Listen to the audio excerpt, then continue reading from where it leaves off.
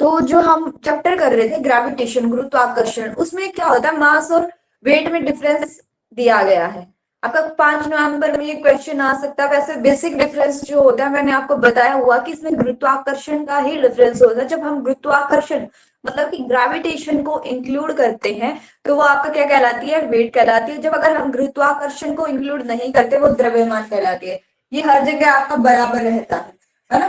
तो ये किस चीज के बेसिस पे डिसाइड होता है, ये इनर्शिया के बेसिस पे डिसाइड होता है।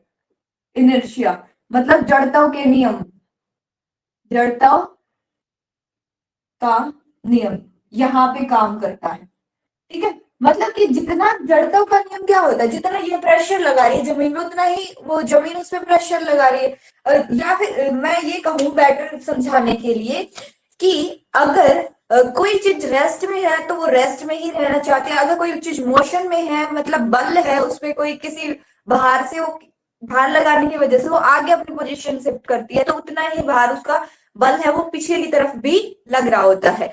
ये चीज से क्या डिसाइड होता है, आपका द्रव्यमान डिसाइड होता है कि इनर्शिया की वजह से क्या होता है, आपका द्रव्यमान होता है, मास होता है। जबकि वेट है वो क्या होता है, वेट जो होता है इज इक्वल टू आपका एम इंटू जी होता है। मतलब कि द्रव्यमान के साथ जब आप गुरुत्वीय त्वरण को गुणा कर देते हैं, गुरुत्वीय त्वरण को गुरुत्वीय त्वरण को गुणा कर देते हैं, तब हमारा क्या आता है, वेट आता है। तब हमारा क्या आता है भाई, वेट आता है।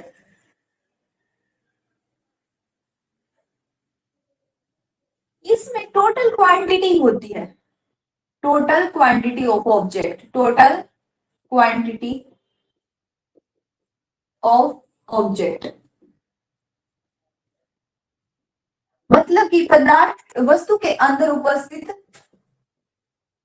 वस्तु के अंदर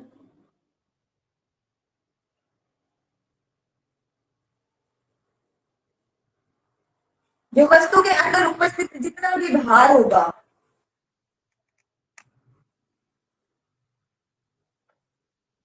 कण लगा सकते हैं हम, बस टोटल क्वांटिटी ऑफ ऑब्जेक्ट। कुल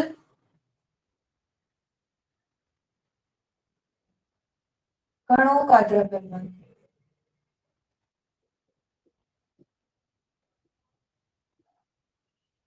यहाँ पे कणों का तो द्रव्यमान है ही, द्रव्यमान के साथ साथ आपका क्या है, द्रव्यमान के साथ गुरुत्वीय त्वरण भी होता है, गुरुत्वीय त्वरण भी होता है, सम्मिलित होता है।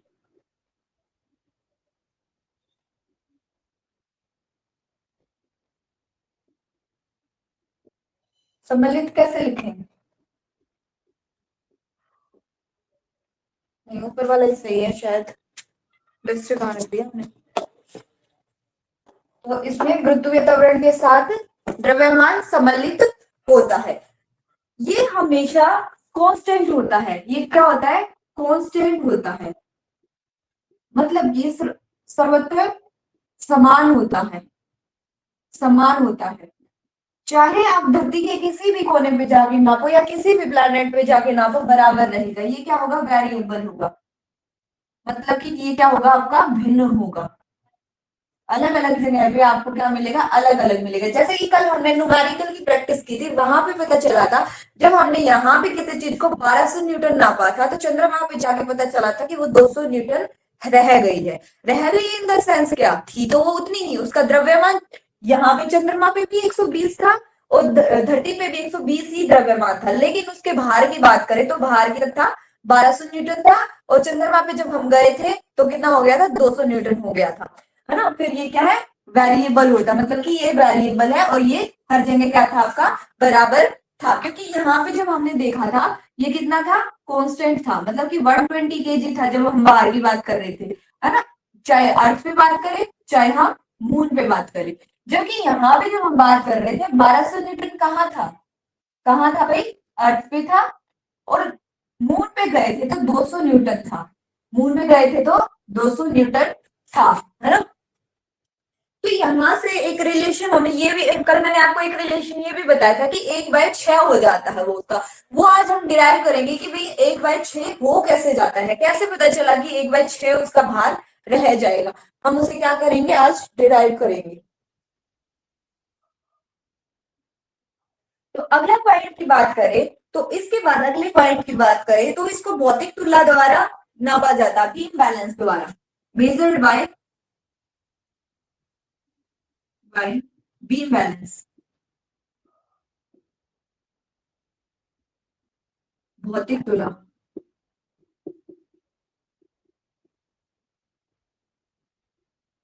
और जबकि आप राइस लेने जाते हो या फिर आप कुछ भी लेने जाते हो, राइस के अलावा आप क्या आटा लेने गए या फिर कुछ और चीज लेने गए, तो उसमें क्या होता है, स्प्रिंग बैलेंस हो सकता है आपका।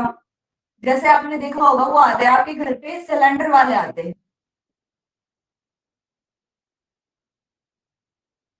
सिलेंडर वाले आते हैं तो उनके पास कैसा मेजरिंग डिवाइस होता है, कुछ ऐसा सा मेजरिंग डिवाइस होता है जिसपे यहाँ पे स्प्रिंग लगा होता है और वो यहाँ से पकड़ लेता है उसको और यहाँ पे सिलेंडर को लगा के देखता है, क्या है, सिलेंडर को लगा के देखता है और इसका भार क्या है, मेजर करता है। तो ये स्प्रिंग है ना, जब ये सिलेंडर इसमें नहीं लगा था तो ये बहुत ज्यादा कंजेस्टेड था, है ना, ये बहुत ज्यादा कंजेस्टेड था जब यहाँ पे कुछ भी नहीं लटका हुआ था। जब हमने ये स्प्रिंग लटकाया तो आप देख रहे हैं ढीला ढीला सा हो गया, तो हमें उसके अकॉर्डिंग पता चल जाता है, जैसे कि यहाँ पे ना ये यूनिट होती है, यहाँ पे यूनिट होती है, उसके अकॉर्डिंग हमें पता चल जाता है जितना नीचे खींचता है कि इसमें इतना बैलेंस, इसमें इतना भार है, तो उससे क्या पता चल जाता है, हमें इसका भार पता चल जाता है। या फिर आप दूसरा तुला लेके जाते हैं, जैसे कि मान लो ये वाला बहुत पहले टाइम में आता था, अब तो नहीं आता, ऐसे होता है ना, इसके यहाँ पे ऐसे कुछ लगा होता है और यहाँ पे भी ऐसे ही लगा होता है, जैसे आप देखते हैं ना वो जो सब्जी वाले के पास देख रखा है, सब्जी वाले को भी पास होगा, लेकिन आपने टीवी में जनरली देखा होगा जब कोई वो चल रही हो, केस चल रहा हो कोर्ट में, तो ऐसे पकड़ के खड़ी होती है ना, न्याय की देवी, है ना, तो वो इस तरीके का तराजू लेके खड़े होते हैं कि कौन सा पलड़ा भारी है उसके अकॉर्डिंग वो डिसीजन करते हैं। तो वहां पे भी क्या है, ग्रेविटेशन का काम होता है, जबकि यहाँ पे इस तरीके का कोई मेजरिंग डिवाइस नहीं होता, यहाँ पे बीम बैलेंस होता है कि उसके अंदर जो प्रेजेंट इलेक्ट्रॉन्स वगैरह है, प्रोटॉन न्यूट्रॉन है, जो उनका द्रव्यमान है, उसको यहाँ पे क्या किया जाता है, मेजर किया जाता है। ये चेंज नहीं करता, ये मतलब कि can't be zero, it can't be zero, can और कैन नॉट बी जीरो, इसे कांट ही लिखेंगे,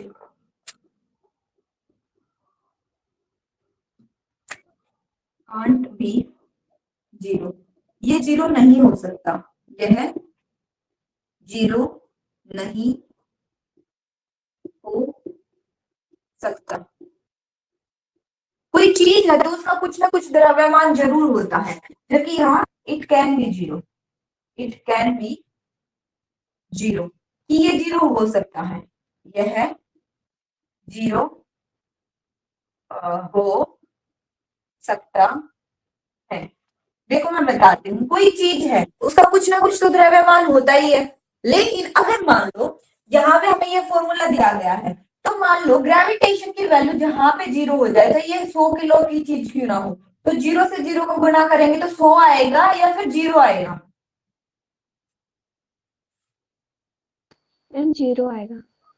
हाँ, तो ये इसका मतलब क्या है, ये तो जीरो ही आएगा, क्योंकि हमें पता है जब हम जीरो से गुणा करते हैं तो हमें एक बात याद होनी चाहिए कि जो जीरो से टकराएगा वही क्या हो जाएगा, जीरो हो जाएगा। तो जब इसने जीरो से टकराने की कोशिश की, भले ही 100 द्रव्यमान था, उसका द्रव्यमान कितना था, 100 था, लेकिन जब ये जीरो से टकराया तो इसकी वैल्यू भी कितनी होगी, जीरो। तो ये क्या है, इट कैन और नॉट बी जीरो, मतलब जीरो हो भी सकता है और जीरो नहीं भी हो सकता, जबकि ये है, इसमें दूसरा फैक्टर तो कोई काम कर ही नहीं रहा है। अब मान लो ये चीज है, कुछ चीज प्रेजेंट है जिसको हम नाप रहे हैं, तो उसका कुछ ना कुछ तो द्रव्यमान हमेशा ही होगा, या तो कोई चीज एग्जिस्ट नहीं कर रही है और एग्जिस्ट कर रही है तो उसका द्रव्यमान, बेटा मैम सुदेश मैम का कॉल आ रहा है।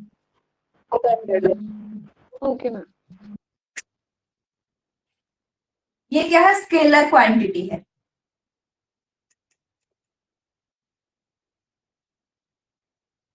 मतलब कि अदिश राशि है, अदिश राशि है। ये क्या है, वेक्टर क्वांटिटी है, वेक्टर क्वांटिटी,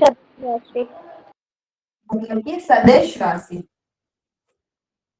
सदिश राशि। इस बात का मतलब समझते हैं या फिर रट लेते हैं? आपको सदिश राशि और अदिश राशि का मतलब समझ आता है या फिर रट लेते हैं? चलो हम तो रट ही लेते हैं। देखो, अगर हम बात करें, जब भी मास की बात करते हैं तो यहाँ पे स्केलर क्वांटिटी होती है, मतलब कि एक ही फैक्टर की बात करते हैं। जबकि हम यहाँ की बात करें, यहाँ की बात करें, उसमें क्या होता है कि हमें पता है कि ग्रेविटेशन का इफेक्ट पड़ता है, किसका, गुरुत्वाकर्षण का इफेक्ट पड़ता है। और ग्रेविटेशन हमेशा डाउन टू अर्थ होता है ना। ऊपर से कोई भी चीज नीचे गिर रही है तो उस पर ग्रेविटेशन लग रही है, मतलब किसी एक स्पेसिफिक डायरेक्शन की भी बात हो रही है यहाँ पे। जब हम बात करते हैं वेट की, हमने बोला 1200 न्यूटन, क्या बोला, 1200 न्यूटन, है ना, या फिर बोला हमने 200 न्यूटन। इस बात का क्या मतलब है, मतलब कि उसका, उस पे कुछ ना कुछ ग्रेविटेशन लग रहा था। चंद्रमा में भी कुछ ग्रेविटेशन की वैल्यू थी और धरती पे भी कुछ ना कुछ ग्रेविटेशन की वैल्यू थी। मतलब कि ऊपर से नीचे की तरफ गिर रही थी कोई चीज, मतलब डायरेक्शन की बात ऑटोमेटिकली हो जाती है जब हम जी की बात करते हैं, है ना। कभी आपने ऐसा तो नहीं देखा कि ग्रेविटेशन ऊपर की तरफ लग रही है, आप नीचे सोए और पता चला सुबह ऊपर दीवार पे चिपक गए हैं, मतलब छत पे चिपक गए हैं? नहीं होता ऐसा, क्योंकि जो ग्रेविटेशन है वो अपने आप में सेल्फ अंडरस्टैंडेबल है कि जो ग्रेविटेशन का इम्पैक्ट है डाउन टू अर्थ पड़ेगा, मतलब डायरेक्शन वहां पे इन्वॉल्व होती है। और जहां पे डायरेक्शन इन्वॉल्व होती है वो वेक्टर क्वांटिटी होती है, वो क्या होती है, वेक्टर क्वांटिटी होती है। जबकि जहां पे डायरेक्शन इन्वॉल्व नहीं होती वो आपकी स्केलर क्वांटिटी है, जहां पे किसी चीज का कोई इफेक्ट नहीं पड़ रहा। चाहे आप किसी चीज को ऊपर की तरफ फेंक रहे हो, नीचे की तरफ फेंक रहे हो, दाएं फेंक रहे हो या बाएं फेंक रहे हो, या फिर वो चंद्रमा पे चली जाती है या फिर कहीं भी चली जाती है ना, किसी भी दिशा में वो जा रही हो, उसका द्रव्यमान हमेशा क्या रहेगा, आपका बराबर रहेगा। तो ये आपके क्या है, मास और क्या है, वेट में डिफरेंस है, मतलब द्रव्यमान और भार में क्या है, अंतर होता है। क्या आपको समझ आया या इसमें से कुछ पूछना है? मैम एक बार और समझा दो। एक बार और समझा दो। देखो बेटा, यहाँ पे आपको कुछ पॉइंट्स दिए हुए हैं। सबसे पहले बात, यहाँ पे इनर्शिया का इफेक्ट पड़ता है, मतलब जड़त्व का नियम। जड़त्व का नियम क्या है कि कोई वस्तु अगर चल रही है ना, हमने पढ़ा था कि जड़त्व का नियम ये होता है कि अगर कोई वस्तु चल रही है तो वो चलती ही रहेगी, है ना। और कोई वस्तु अगर रेस्ट के पोजीशन में है तो वो रेस्ट में ही रहना पसंद करती है, जब तक उसमें कोई बाह्य बल काम ना करे। एक चीज का ध्यान रखना, जब तक उस पर कोई बाह्य बल काम ना करे, है ना। तो ये उस पर डिपेंड करता है। जबकि यहाँ पे इस पे ग्रेविटेशन का इफेक्ट पड़ता है। द्रव्यमान तो है ही, मतलब इनर्शिया तो रहेगा ही, क्योंकि मास की बात हो रही है, मास यहाँ पे इनर्शिया इफेक्ट करता है, मास मतलब इनर्शिया तो इफेक्ट करेगा ही, प्लस यहाँ पे ग्रेविटेशन मतलब गुरुत्वाकर्षण जो होगा वो भी इफेक्ट करेगा। गुरुत्वाकर्षण की वैल्यू जितनी होगी उसके अकॉर्डिंग भार में क्या आता है, परिवर्तन आता है। तो इसलिए इसे क्या बोला जाता है कि ये वेरिएबल है। क्या है, वेरिएबल है। धरती पे कुछ तो चंद्रमा पे कुछ और दूसरे प्लैनेट पे कुछ रहेगा। द्रव्यमान के साथ गुरुत्वीय त्वरण सम्मिलित होता है, मतलब कि ये भी सम्मिलित होता है, जी की वैल्यू भी सम्मिलित होती है। कौन बचा गायब हो गया भाई? और यहाँ पे ये टोटल क्वांटिटी जो उस ऑब्जेक्ट के अंदर प्रेजेंट थी, टोटल क्वांटिटी जो उस ऑब्जेक्ट के अंदर प्रेजेंट थी, ये उसी की वैल्यू को बताता है, क्योंकि उसके अंदर इलेक्ट्रॉन्स, प्रोटॉन, न्यूट्रॉन्स जो हम पढ़ चुके हैं ना, वही चीजों का भार क्या कहलाता है, द्रव्यमान कहलाता है। भार एक्चुअली अलग चीज होती है ना। साइंटिफिकली देखें तो भार और द्रव्यमान में दिन रात का अंतर है, लेकिन हम जनरली दोनों चीजों को सिनोनिमसली यूज करते हैं, मतलब कि कभी द्रव्यमान बोल देते हैं उन्हीं चीजों को, कभी क्या बोल देते हैं, भार बोल देते हैं, लेकिन ये चीज अलग होती है। क्योंकि ये क्या है, कांस्टेंट है। चाहे हम पिछले क्वेश्चन में, कल वाले क्वेश्चन में जब हमने सॉल्व किया था तो 120 केजी आया था हमारा, और वही 120 केजी द्रव्यमान जब हमें पता चला धरती पे किसी ऑब्जेक्ट का द्रव्यमान 120 केजी है, तो हमें क्या पता चला कि चंद्रमा पे जाके भी उसका द्रव्यमान कितना ही होगा, 120 केजी होगा। ये एग्जाम्पल है बस, है ना। तो इसका मतलब ये क्या है, कांस्टेंट है। कांस्टेंट मतलब सर्वथा एक समान होता है ना। फिर आता है मेजर बाय बीम बैलेंस। ये बीम बैलेंस होता है एक अलग से। आप क्या करेंगे, गूगल पे टाइप करेंगे कि बीम बैलेंस क्या होता है, आपको फोटो भी दिखाएगा और बताएगा भी क्या बीम बैलेंस क्या होता है, उससे मेजर किया जाता है। और यहाँ पे स्प्रिंग बैलेंस या फिर जो क्या बोलते हैं, नीडल नीडल ये होता है, मेजरिंग डिवाइसेस तरीके का कोई नाम होता है इसका, उससे क्या कर सकते हैं, मेजर कर सकते हैं। स्प्रिंग को हिंदी में क्या बोलते हैं?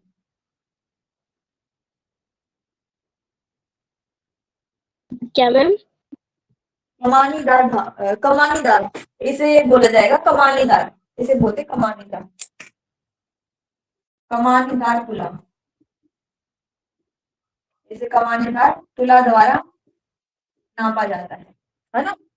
तो इसमें ये कमानी लगी होती है, उसके द्वारा नाप सकते हैं, या फिर स्प्रिंग बैलेंस द्वारा नापा जा सकता है। जबकि यहाँ ये इसकी वैल्यू की बात करें तो ये जीरो भी हो सकती है, क्योंकि ग्रेविटेशन कोई जगह तो ऐसी भी होगी ना जहाँ पे ग्रेविटेशन की वैल्यू जीरो हो, तो वहां पे चाहे कितनी भी भारी ऑब्जेक्ट क्यों ना हो, कि किसी भी ऑब्जेक्ट का कितना ही द्रव्यमान क्यों ना हो, लेकिन अगर ग्रेविटेशन जीरो है तो ये क्या आएगी, वैल्यू जीरो आ गई, क्योंकि हमने मैथमेटिकली इसको समझा है। और यहाँ पे ये जीरो कभी भी नहीं हो सकती। अभी कोई चीज एग्जिस्ट कर रही है तो उसका कुछ ना कुछ क्या है, द्रव्यमान तो होगा ही होगा, या तो द्रव्यमान नहीं है तो ऑब्वियस सी बात है कि वहां पे कोई चीज एग्जिस्ट ही नहीं कर लेगी। ठीक है। दूसरी बात यहाँ पे वेक्टर क्वांटिटी है। ये क्या है, वेक्टर क्वांटिटी है। वेक्टर क्वांटिटी का मतलब होता है जहां पे आपकी जैसे वैल्यू है, ये तो एक वैल्यू है, ऊपर से उसमें डायरेक्शन भी इन्वॉल्व कर दी जाए कि यहाँ से यहाँ तक की डायरेक्शन की बात हो रही है, क्योंकि जब ग्रेविटेशन है वो नीचे की तरफ डाउन द अर्थ लगती है, डाउन द, चाहे मून पे बात करें तो भी मून की तरफ ही लगेगी, तो इसको क्या बोलेंगे, वेक्टर क्वांटिटी बोलेंगे। और इसको क्या बोलेंगे भाई, स्केलर क्वांटिटी बोलेंगे, अदिश राशि बोलेंगे, और इसे क्या बोलेंगे, सदिश राशि बोलेंगे। तो क्या किसी को डाउट है यहां तक?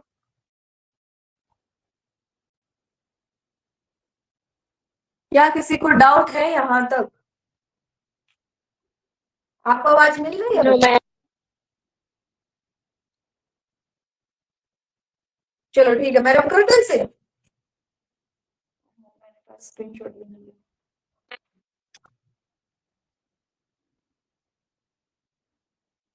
ठीक है, रख कर देते हैं।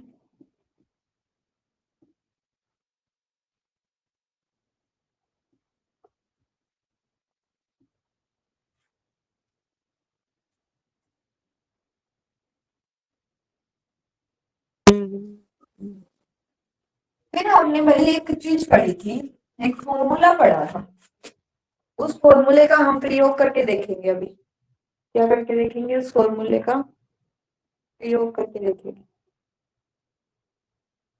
चलो, आपको पता है अर्थ की शेप कैसी है? गोल। गोल राउंड। है। ये गोल नहीं करेंगे, गोल बनाएंगे हम इसका।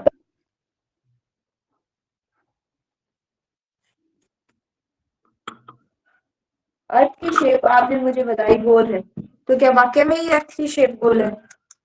कौन कौन बच्चा बोल रहा है कि अर्थ की शेप गोल है? यस मैम, गोल है। वैसे गोल नहीं बनेगी, इससे डिजाइन आ गया ऐसी गोल। कोई बात नहीं मैम, ऐसे रहने दो। यहाँ पे पता है क्या, पहाड़ है, ये थोड़ी इसलिए टेढ़ी मेढ़ी आ गई है। ठीक है, दिख रहा है आपको टेढ़ा मेढ़ा कि नहीं दिख रहा? दिख रहा है ये मैम। दिख रहा है। हिमाचल है, जहाँ पे कुल्लू मनाली है इधर ही कहीं। ठीक है, और यहाँ पे JNK है। ठीक है, ऐसा ही होता है ना, बड़े बड़े पहाड़ होते हैं वहां पे, और फिर स्नोफॉल भी होती है, फिर आप लोग घूमने भी जाते हो उस टाइम पे, है ना। Yes ma'am. तो ऐसी शेप होती है हमारी अर्थ की, किस किस को लगता है ऐसी शेप होती है? मैम थोड़ी झुकी हुई होती है। किधर झुकी हुई होती है? किधर झुकी हुई होती है भाई? इस बोर्ड को उठा के हम थोड़ा उधर झुका दे हैंड तो साइड। वैसे, अच्छा मतलब हैंड साइड। बोल रहे ऐसे झुका दे, मतलब ऐसे झुका देते हैं यहाँ से, ये ऊपर नहीं, ये यहाँ पे ऐसे झुका देते हैं, फिर ठीक है। No ma'am. No ma'am. तो कैसी होती, ऐसी होती है? बिल्कुल नहीं मैम। अच्छा, तो फिर ऐसी होती हूँ। No ma'am. No ma'am. Ma'am वो तो ऐसे ही तो ड्रॉ करते हैं, वहां से ऐसे थोड़ा फैला फैला सा, और यहाँ से घूमना, यहाँ से भी जाता है, ऐसे ऐसे ही तो ड्रॉ होता है मैम। देखा कभी इंडिया का मतलब वर्ल्ड कप में? Yes ma'am. तो कुछ ऐसा ही नहीं होता। तो भाई हमारी मैम ये हेल्थ जो गोल ऊपर वाला है ना, है। उससे थोड़ा सा और मोटा होता है। हाँ, अगर आपको किसी को लगता है ना कि अर्थ गोल होती है, तो आपको गलतफहमी है। अर्थ कुछ ऐसी सी ही होती है, मतलब ऊपर से थोड़ी वैसी और वे ऐसी सी। मतलब कि जो ये सेंटर है ना, इससे ये दूरी क्या होती है, कम होती है। ये दूरी क्या होती है, कम होती है, और ये दूरी कंपैरेटिवली ज्यादा होती है। आपको शायद दिख भी नहीं रही होगी, ये दूरी ज्यादा है साइड वाली, ये दिख पा रही है? Yes ma'am. ये थोड़ी सी क्या होती है, ज्यादा होती है ना? तो आपको दिख जाए इसलिए मैं थोड़ा सा बढ़ा देती हूँ इसे, थोड़ा सा बढ़ा देते इस साइड, ठीक है? तो इस तरीके की क्या होती है, हमारी अर्थ होती है। तो एक बात बताओ, जो ग्रेविटेशन है वो यहाँ पे ज्यादा होगी या यहाँ पे ज्यादा होगी? ये क्या है, इक्वेटर है, ये है पोल। अब हिंदी में तो भाई मुझे नहीं पता इक्वेटर को क्या बोलते हैं, कोई बता सकता है? एसएसटी भी तो पढ़ते होंगे आप, इसे क्या बोलते हैं इक्वेटर को?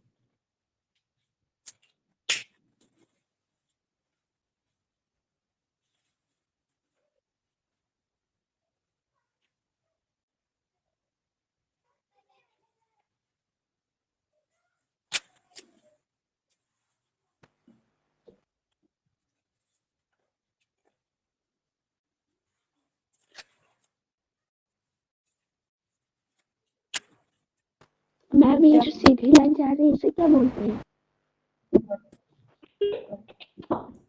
बोल दो भाई, आज सकती है। मैम भूमध्य रेखा। वो तो बीच वाली लाइन को बोलते हैं, ये पॉइंट की बात कर रहे हैं। मैम कर्क रेखा। ऊपर रेखा की बात कर रहे हैं। मैम भूमध्य रेखा नहीं बोलते।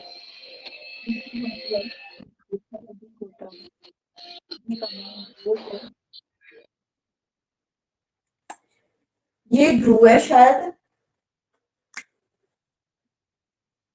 ये ध्रुव होता है, और ये विषुववृत्त होता है।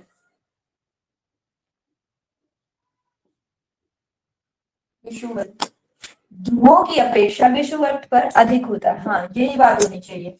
तो एक आपको क्या लगता है, जो ये पॉइंट है, ये समझ लो एक तरीके की चुंबक है ना?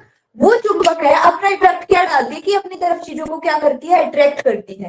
तो आप ये बात बताओ, कोई चीज यहाँ पे प्रेजेंट है वो ज्यादा इसकी तरफ आकर्षित होगी, या जो चीज यहाँ पे प्रेजेंट है वो ज्यादा आकर्षित होगी?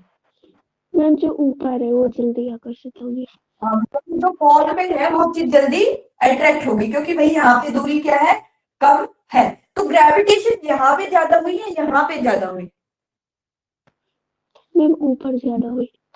ऊपर और नीचे वाले रीजन पे क्या होगी, ग्रेविटेशन ज्यादा होगी, और साइड वाले रीजन पे ग्रेविटेशन क्या होगी, कम होगी। बस ये बनाने का इतना ही मकसद था मेरा। और जो जी होता है ना, हमने पढ़ा था G is equal to GM/d²।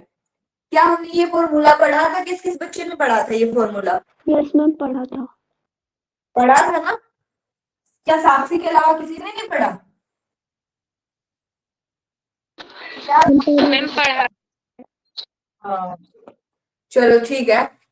तो हम आगे बात करते हैं। अगर मैं बात करूं यहाँ पे किसकी, अर्थ की, क्या बात करूं, अर्थ की, और यहाँ पे बात करूं मून की, तो फॉर्मूला तो दोनों के लिए बराबर ही होगा,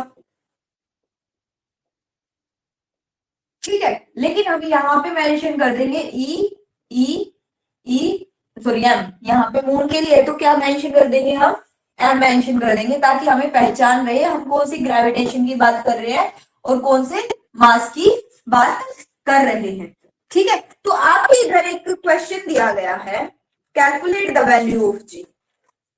क्या दिया गया है, कैलकुलेट द वैल्यू ऑफ जी। जो आपका पेज नंबर, भाई ये इंग्लिश मीडियम वाली बुक है, 156 नंबर है, और हिंदी वाली बुक में है आपका 10.2 करके दिया हुआ है, ये आपका बुक नंबर 159 है। जो आपकी ये ना स्पोर्ट मटेरियल 159 नंबर है। तो यहाँ पे आपको एक क्वेश्चन दिया गया है, ये क्वेश्चन क्या है, इसकी हेल्प से समझेंगे हम।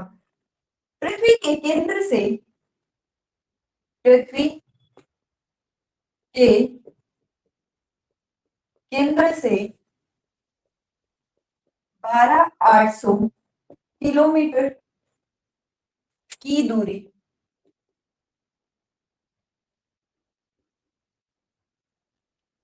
पर गुरुत्वीय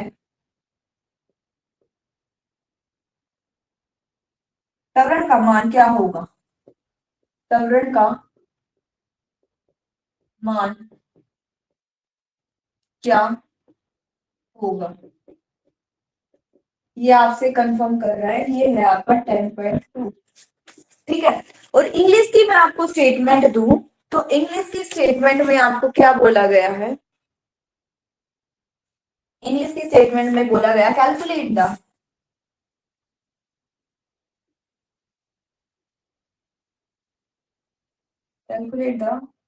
value of g, value of g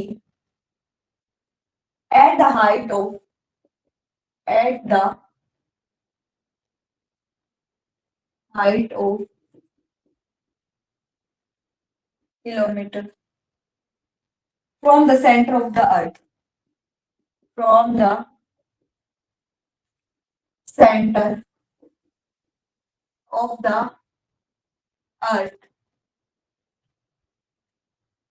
Draw its interpretation. Draw its interpretation.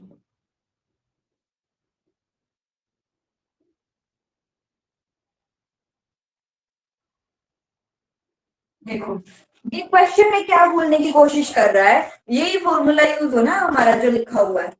इसमें हमें सबसे पहले ये बताया गया पृथ्वी के केंद्र से इतनी हाइट पे है कोई चीज, इतनी दूरी पे है, गुरुत्वीय त्वरण का मान ज्ञात करना है। मतलब कि ये हमें हाइट बता रहा है, कितनी है भाई? इतने किलोमीटर है। क्या है? हाइट इतने किलोमीटर बता रहा है। क्या ये यही बता रहा है या कुछ और बता रहा है?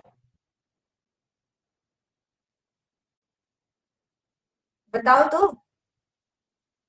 मैम दूरी। हाँ, दूरी। देखो, ये मान लो ये हमारी अर्थ है, ये यहाँ पे स्टेटमेंट को समझने का ही अंतर है और कुछ अंतर नहीं है। ये बोल रहा है कि पृथ्वी के केंद्र से, पृथ्वी का केंद्र ये है, तो इससे 12,800 किलोमीटर की दूरी पर, इससे 12,800 किलोमीटर की दूरी पर, हमें नहीं पता कितनी दूर होगी, हो सकता है वो इतनी हो सकता है वो इतनी हो, या फिर इतनी हो, है ना। ये क्वेश्चन के अनुसार हमें पता नहीं लगना है कि कहाँ पे एग्जिस्ट करेगी ये दूरी, है ना। तो हमें पता बताया गया है कि ये हाइट ही तो होगी ना, एक तरीके से सेंटर से लेकर ऊपर तक की हाइट ही होगी। तो एच की वैल्यू कितनी दी गई है? इन्होंने 12,800 किलोमीटर दी हुई है। और आपको बोल रहा है कि इसमें आप जी पता करो, जी पता करो, गुरुत्वीय त्वरण का मान ज्ञात कीजिए। तो हमें जी फाइंड आउट करने के लिए बोल रहा है। तो क्या आप इस फॉर्मूले से पता कर सकते हैं? कोई भी ऐसा है इस फॉर्मूले से पता कर सके?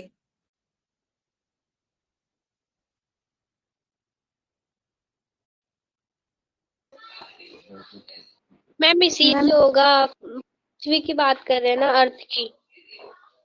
वो अर्थ की बात कर रहे हैं, तो इसमें हमें बोला जी निकालना, मतलब कि ये निकालना है। तो क्या हम इसमें ये फॉर्मूला लगा सकते हैं, g is equal to M E by D square? लगा सकते हैं? Yes ma'am. कैसे लगाओगे? जी की वैल्यू हमें पता है क्योंकि हमें पहले बताई गई थी। धरती के मास की भी वैल्यू हमें पता है ना। यहाँ पे डी की बात करें तो ये सेंटर से इसका इधर की बात कर रहे हैं, ये एक तरीके से इसका डी तो हो गया ना, डायमीटर, त्रिज्या जो होती है। Yes yes ma'am. है ना। कई बार हमने इस फॉर्मूले की जगह, डी की जगह हमने ये भी रख के देखा था, M E into R square. जब हमने धरती की बात की थी तो ये वाला फॉर्मूला रखा था ना हमने। यस तो हुआ एक तरीके से, जो त्रिज्या होती है वही तो हुआ आपका। तो क्या हम इससे फाइंड आउट नहीं कर सकते? यहाँ पे डी की वैल्यू हम ये रख देंगे और मास हमें पता ही रखा क्या है, और जी की वैल्यू भी पता है क्योंकि हमने ये याद कर रखी है पहले, है ना। तो क्या आ जाएगा? जी की वैल्यू हमारी आ जाएगी, है ना। इसी तरीके से अगर हमें जी एफ की वैल्यू निकालने के लिए बोले तो जी की वैल्यू हमें पता है क्योंकि ये हर जगह कांस्टेंट रहती है। मास ऑफ द मून पता करेंगे और D2 मतलब कि R2 बोलो या फिर D2 R लिख लेते हैं, उससे आपको कंफ्यूजन पैदा नहीं होगा, क्योंकि D का ही मतलब तो R है। जैसे कि हमने समझा यहाँ से यहाँ तक की जो है उसे H बोल लो आप, R बोल लो या D बोल लो, वो बात क्या है आपकी सेम ही है। तो हमें यहाँ क्या है R लिख लेते हैं। और एक चीज और पता है, यहाँ पे जो चीज मेंशन नहीं है, यहाँ पे जो चीज मेंशन नहीं है वो बताना। मैं आपको एक वैल्यू बताती हूँ वो क्या है। 6400 किलोमीटर क्या है ये?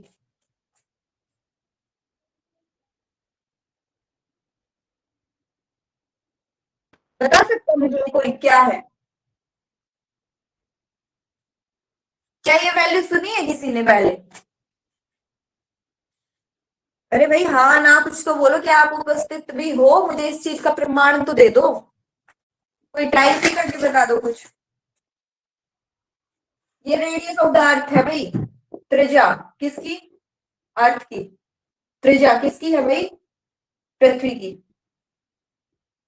पृथ्वी की ये क्या है? त्रिज्या है ना। और अब देखो जो ये वैल्यू दी गई है ये इससे डबल नहीं है, देखो डबल करके देखते हैं। 4 दूनी 8, 6 दूनी 12, ये इससे डबल नहीं होगी?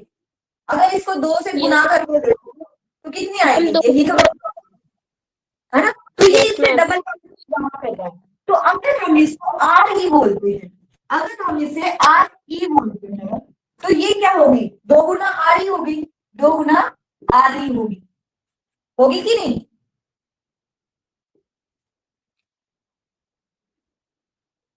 Yes sir. तो इस चीज को क्या है कोरिलेट करके चलना है। ये वैल्यू कितनी होगी?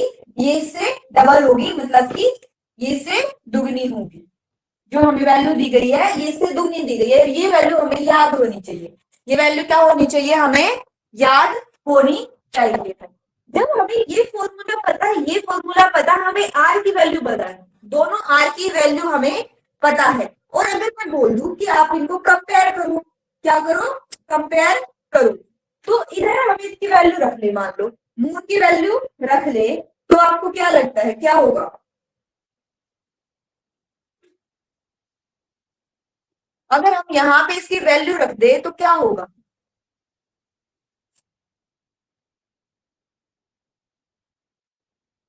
भाई मून की वैल्यू रख लेते हैं हम, लेकिन ये हमें बोला गया है पृथ्वी के केंद्र से दूरी की बात कर रहा है, तो हम इसे क्या रखेंगे? 2 रख लेंगे। ठीक है, क्या रख दे हम इसे? ऐसे किसी को कोई दिक्कत? मेरे ख्याल से नहीं होगी। तो इसको सोल्व करके देखते हैं, इसकी वैल्यू क्या आ जाएगी? gm is equal to gmm by 4r square, क्योंकि 2 दूनी 4 और r का तो r स्क्वायर ही लिखेंगे। r को जब हम r से मल्टीप्लाई करेंगे तो क्या लिखते हैं? r स्क्वायर ही लिखते हैं, है ना, r स्क्वायर ही लिखते हैं। अब इस इक्वेशन को और इस इक्वेशन को अगर मैं कहूँ कंपेयर कर लेते हैं, क्या कर लेते हैं? कंपेयर कर लेते हैं। कैसे कंपेयर करेंगे? जीई बटा जीएम, तो हम इसको कैसे लिखेंगे? जी एम ई बाय क्या? आर स्क्वायर, इसके अपोन में ही लिखेंगे, इसके अपोन में ही लिखेंगे क्या? G M M by 4r square. लेकिन जो अपोन के अपोन में होता है, लेकिन जो अपोन के अपोन में होता है वो क्या होता है? इसे हम इसकी जगह यहाँ पे लिख सकते हैं। ये चीज पता है आपको या कुछ नया है? क्या बहुत नया है। नहीं पता था। Yes ma'am. नया है तो देखो मैं बताऊं, जब अपोन में कोई अपोन में चीज होती है तो उसे हम क्या कर देते हैं? उल्टा कर देते हैं। क्योंकि हमने क्या किया है, ये इक्वेशन है और ये इक्वेशन है जीई बटा जीएम। जीई की वैल्यू रखी जो कि ये थी, जीई की वैल्यू रखी जो कि आपकी क्या थी? ये थी, है ना। और इसकी वैल्यू जब हमने रखी नीचे ये तो लिख दिया हमने, अपोन में 4r, अपोन में क्या आएगा? 4r आएगा। लेकिन जब अपोन के अपोन में कोई चीज होती है तो वो ऊपर मल्टीप्लाई में चली जाती है, वो मल्टीप्लाई में चली गई, इधर जी से जी काट देंगे हम, जी से जी काट देंगे, आर से आर काट देंगे, मास को मास से हटा देंगे, क्योंकि द्रव्यमान हमारा सेम ही रहता है। इसे ई और ये हटा दे, मान लो यही है, तो एम से एम काट दो क्या, तो यहाँ पे जब आप देख रहे हो जी ई है, वही यहाँ पे जी एम है, तो ऊपर 4/1 आ रहा है। क्या आ रहा है? 4/1 आ रहा है। ये मतलब कि जो हमारी अर्थ की है वो 4 गुना है वैल्यू। अर्थ की वैल्यू कितनी है? 4 गुना है। जैसे देखो,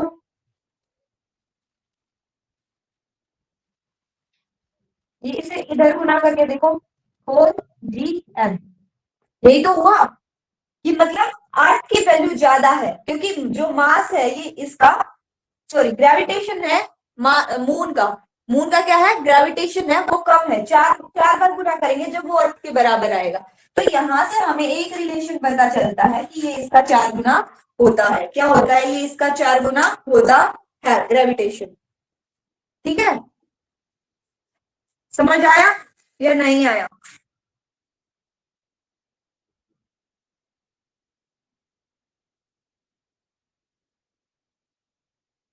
कहो भाई, नहीं आया होगा मेरे ख्याल से, मुझे एक बार और मैम ये 4/1 कैसे आया?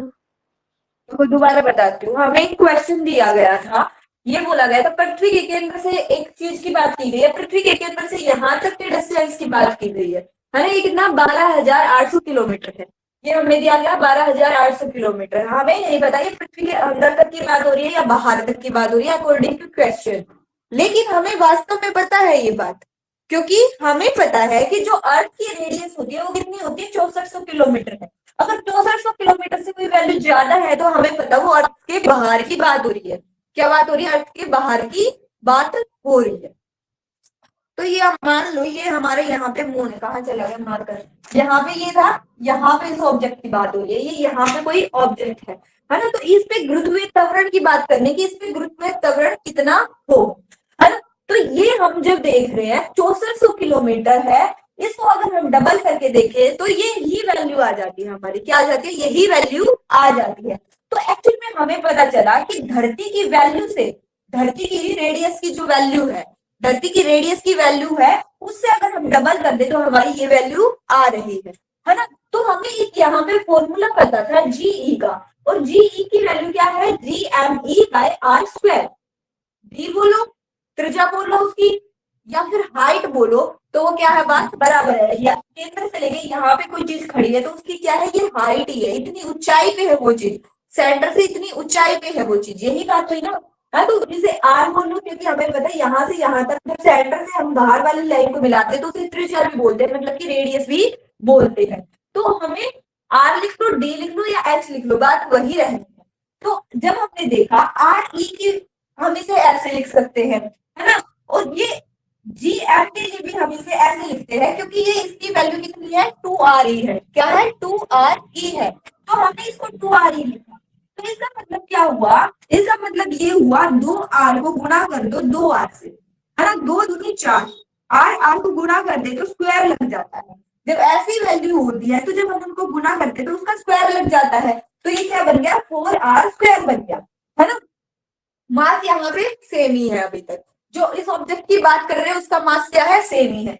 जब हमने इन दोनों इक्वेशन को कंपेयर किया, जब जीई बड़े जीएम करेंगे, मतलब ग्रेविटेशन जो है अर्थ की बड़े ग्रेविटेशन है किसकी? मून की, है ना? उसको कंपेयर करेंगे तो क्या आएगा? जो ये वैल्यू थी GM/r², तो ऐसे कैसे लिखेंगे?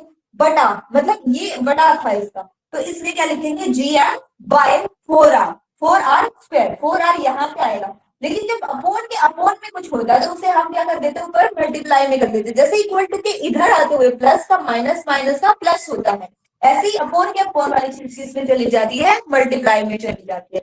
तो हमें पता है जी की वैल्यू क्या है? बराबर है। जी की वैल्यू क्या है? बराबर है। और जो ये मास है ना, इस ऑब्जेक्ट के मास की तो बात कर रहे थे हम, जो ये मास है ये यहाँ पे क्या है? द्रव्यमान हमारा सेम रहता है, इसलिए ये यहाँ पे क्या हो जाएगा? कैंसिल आउट कर देंगे हम, क्योंकि मास में अभी हम कंसिडर ही नहीं कर रहे हैं। हमें क्या फाइंड करना है? ग्रेविटेशन की बात फाइंड करनी है। R² से R² कट जाएगा तो ये 4 आ जाएगा। क्या आ जाएगा? 4 आ जाएगा, क्योंकि इसको देखोगे तो 1 1 1 आया होगा, और 1 into 4 क्या आएगा? 4 आ जाएगा, और नीचे क्या रहेगा? आपका 1 रहेगा। जब इसको हम क्रॉस मल्टीप्लाई करें तो ये 4GM आएगा, 4GM आएगा। मतलब कि जो मून पे ग्रेविटेशन है 4 गुना है, मतलब कि जितनी अर्थ पे है ना, अर्थ पे कितनी है, मून से 4 गुना ज्यादा। ये यही तो बोल रहा है कि अर्थ की ग्रेविटेशन है मून की ग्रेविटेशन से 4 गुना ज्यादा है। मतलब कि मून की ग्रेविटेशन को 4 गुना करते हैं वो अर्थ की ग्रेविटेशन के बराबर आएगा, पृथ्वी त्वरण के बराबर आएगा। ये बात प्रूव हुई है आपकी।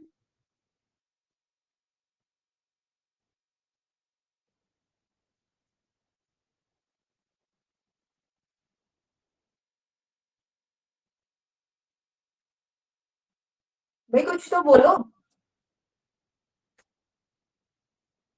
इतने समझने में किसी को कोई दिक्कत तकलीफ समस्या, या फिर ऐसा लग रहा हो कि मैम हमें नहीं समझ आ रहा, दोबारा समझा दो।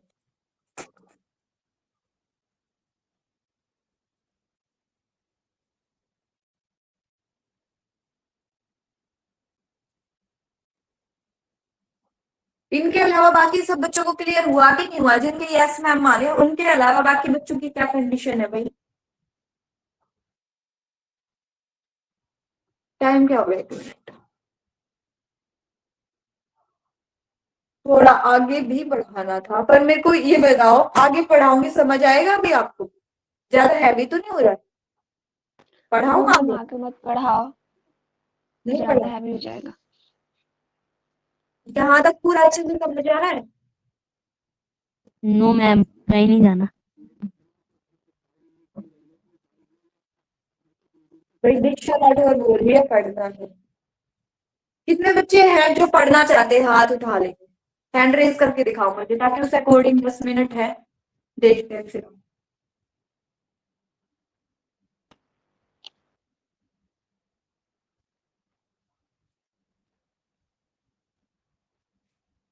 तीन बच्चे हैं, नफीसा, मीशा और दीक्षा राठौर। और बाकी बच्चों को नहीं पढ़ना?